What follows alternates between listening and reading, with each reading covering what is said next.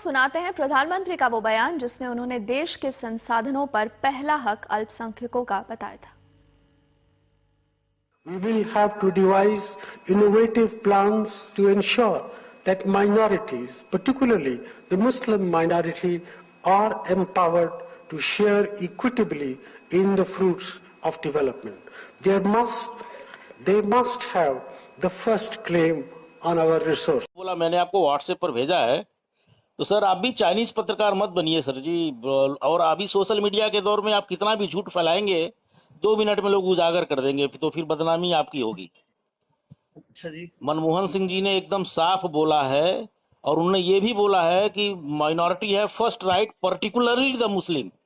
उन्होंने ये स्पष्ट कहा है कि खासकर मुसलमानों का हक है। आपने जो कांग्रेस ने आधी काट के क्लिप पोस्ट की वो देखी है या लल्लन?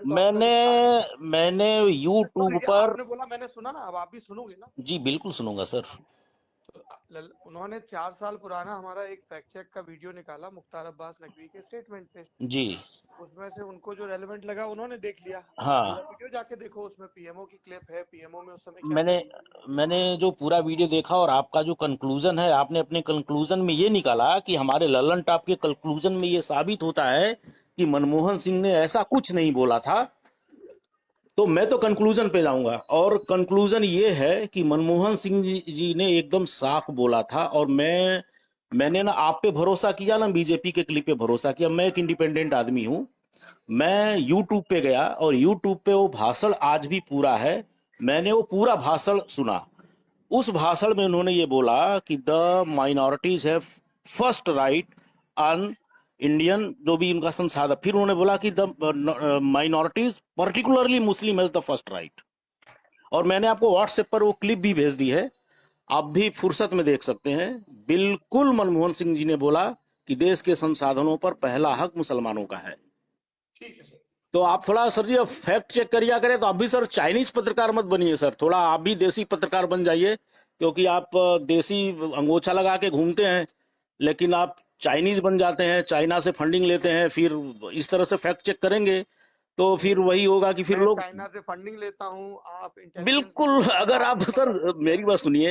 हाँ सौरभ जी, आपकी बात पूरी हो गई है? आप कुछ और भी कहना चाह रहे हैं? नहीं, मेरी बात पूरी हो गई सर। बस यही बताना था कि थोड़ा जैसे आप लोग अगर पत्रकार हैं, अगर शब्द इसलिए यूज कर रहा हूं कि अगर आप लोग पत्रकार हैं, क्या नाम तो है आपका? मेरा नाम है जितेंद्र प्रताप सिंह। मैं अहमदाबाद में रहता हूं। मैं बेसिकली गोरखपुर यूपी से हूं। क्या करते हैं जितेंद्र जी आप? मैं एक प्राइवेट कंपनी में काम करता हूं। अच्छा, नंबर कहाँ से मिला आपको? नंबर सर जी आजकल तो सब कुछ पब्लिक डोमेन में है। प्रधानमंत्री जी का भी नंबर, जस्टिन ट्रूडो जी का भी नंबर, बाइडेन का नंबर, सब कुछ पब्लिक डोमेन में है। सोशल मीडिया है, ट्विटर, आजकल छुपता कहाँ है सर जी। अब कितना भी छुपाना चाहें, वो जमाना चला गया कि जब कुछ अखबार होते थे और कुछ भी झूठ छाप के निकल लेते थे। अभी सोशल मीडिया है, 2 मिनट में पोस्टमार्टम हो जाती है। तो इस वक्त आप लोगों की जिम्मेदारी बहुत बढ़ गई है। मैं इसीलिए बोल रहा हूँ कि आप शुभ चिंतक लगे। मैंने आपके बारे में पता किया तो पता चला कि शायद आप भी शिशु मंदिर से पढ़े हैं, मैं भी पढ़ा हूँ। शायद आपके पिताजी संघ या बीजेपी से जुड़े हुए हैं।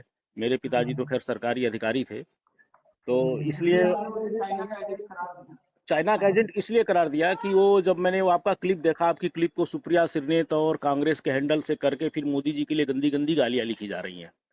तो नहीं, उसमें इसलिए गालियां लिखी जा रही हैं क्योंकि आपने फैक्ट चेक में ये कंक्लूजन निकाल दिया कि मोदी ने ऐसा नहीं बोला था।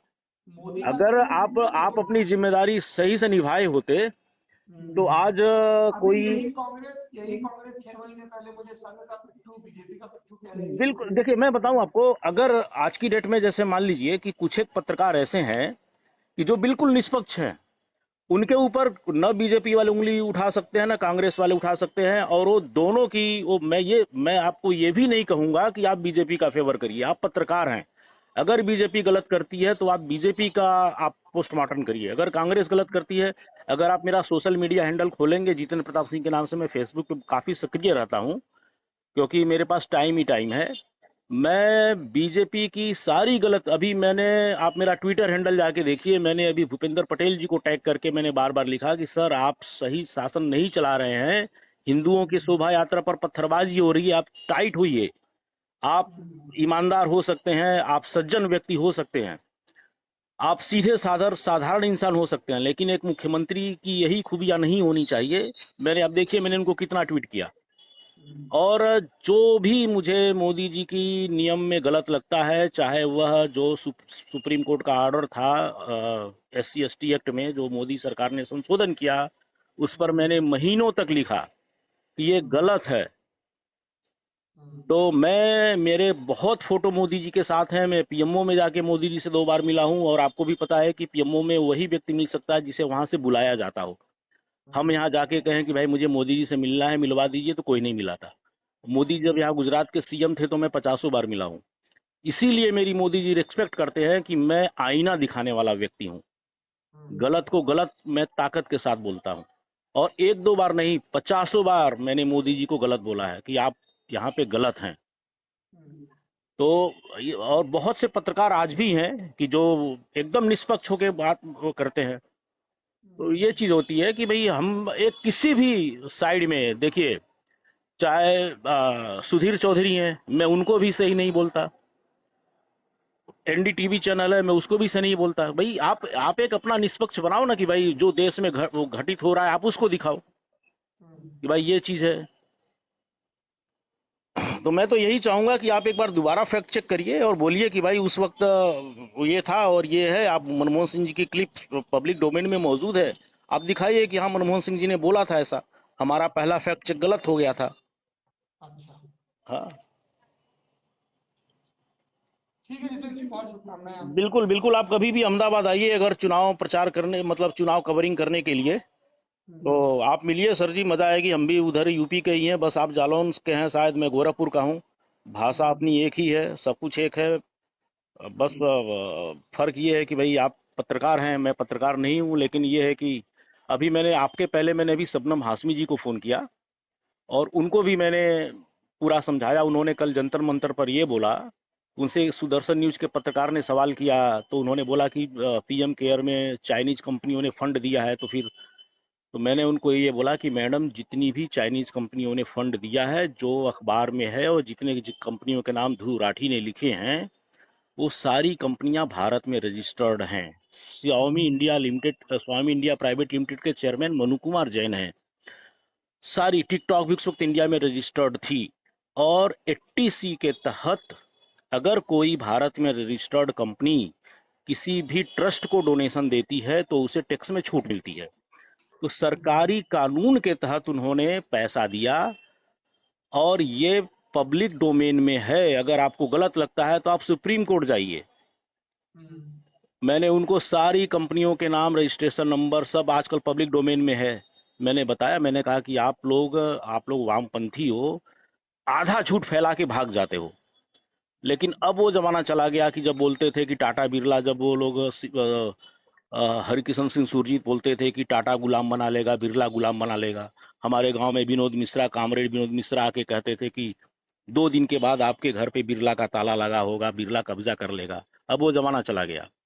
अब पब्लिक पोस्टमार्टम करके सच बता देती है। तो उन्होंने बोला कि आपने रिसर्च किया है। मैंने कहा मैडम रिसर्च किया है, आप भी रिसर्च कर लीजिए। मैंने उनको यहाँ तक बोला कि आप लोगों के गैंग में तो सारे बड़े बड़े वकील भरे पड़े हैं, अगर कुछ गलत होता तो कोई वकील अब तक कोर्ट में नहीं चला गया होता। प्रशांत भूषण तो रात को 2 बजे कोर्ट खुलवा देते हैं। तो ये सब है सर जी। अब वो जमाना चला गया कि जब कोई भी आदमी झूठ बोल के भाग जाता था। अब झूठ बोलेगा तो 2 चीज होगी, या तो आप कांग्रेस की तरह बेशर्म बनिए, झूठ बोलते रहिए। बाकी आप अगर झूठ बोलेंगे तो पब्लिक तो सब समझ लेती है ना। आखिर क्यों पिछले 10 साल से राफेल से लेकर के हर मुद्दे पर कांग्रेस का झूठ सफल नहीं हो पाया? क्योंकि पब्लिक आजकल सबके हाथ में स्मार्टफोन आ गया है, 2 मिनट में सबको पता चल जाता है। अभी हमारे एक मुस्लिम दोस्त हैं, बड़े करीबी हैं, भरूच के हैं। उन्होंने मेरे को आपका ही वो फैक्ट चेक करके बोला कि मोदी प्रधानमंत्री जैसा व्यक्ति JP भाई झूठ बोल रहा है। फिर मैंने तुरंत ये बोल दिया तो उनका वापस फोन आया, अरे यार सच में यार, ये तो साले पत्रकार भी बिके हुए हैं। तो मैंने आपको जो चाइनीज पत्रकार यूज बोला है, आपको जो बुरा लगा है, वो वही मुस्लिम मित्र ने बोला है। ये सच बात है कि आजकल चाइनीज पत्रकार भारत में है। तो बोले मैं यार, सार्वजनिक जीवन में हूँ, मुझे जी सुबह से शाम तक बहुत सारे तमगे और पदवियां मिलती हैं। बिल्कुल, ये देखिए मैं बताऊं आपको।